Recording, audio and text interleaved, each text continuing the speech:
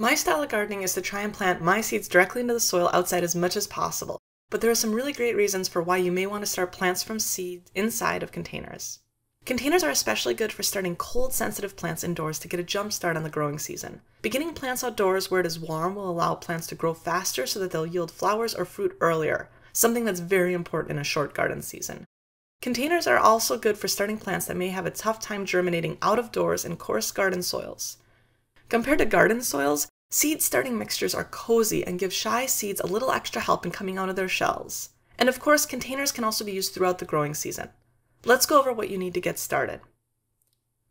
First, you'll need containers to grow the seeds in. These can be containers specifically designed for gardening and starting seeds. Note that if you reuse any old plant pots or planting trays, you should give them a thorough washing to avoid any potential disease issues.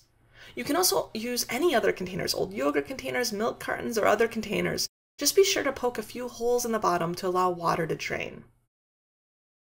You will also need a planting mix specifically designed for seed starting or for containers. Don't use garden soils as these are too heavy and coarse for use in containers. Most seed starting mixtures don't actually include any real soil. That's why they're so fluffy and light. Also, be sure to start with fresh planting mix. Don't reuse old container mixes, which are likely low in essential nutrients and could harbor a nasty pest or disease. You can mix up your own planting mix. There are a variety of recipes out there, but they often follow similar principles and are made out of materials that you can purchase at a garden store or online. This recipe uses compost, perlite, vermiculite, and coir.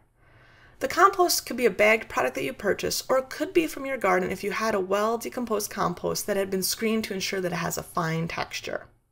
Perlite and vermiculite are two minerals that you can purchase at garden supply stores. These are the materials that look like styrofoam beads in potting mix, but that's not styrofoam in your mix at all. These minerals help keep the soil light and airy so that it's easy for fragile little seedlings to grow. Coir is a fiber made from coconut husks and provides organic material for potting mixes.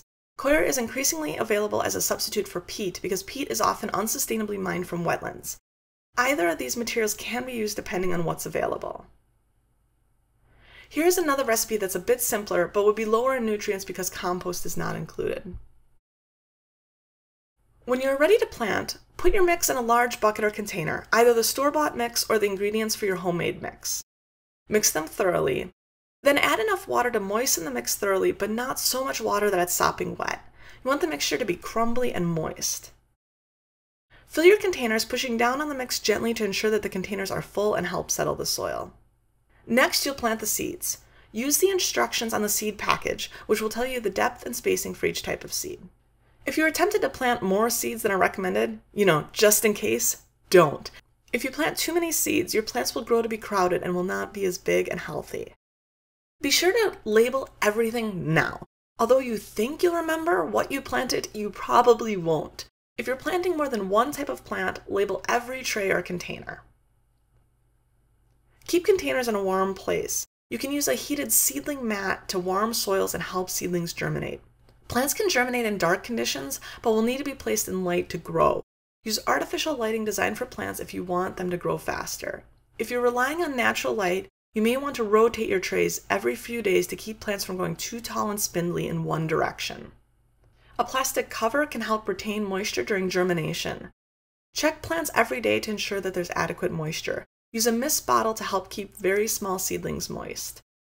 And if possible, let plants soak up water from underneath using the holes in the pots. So set the tray into a pan of water rather than watering over top.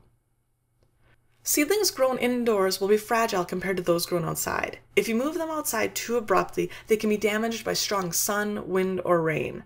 They need to get acclimated to outside conditions.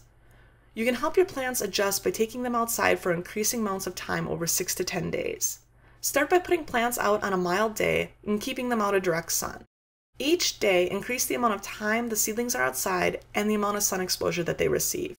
Keep them out of wind and rain at first, but by the end of the period, the plants should be able to stay out all day and night just like any other outdoor plant.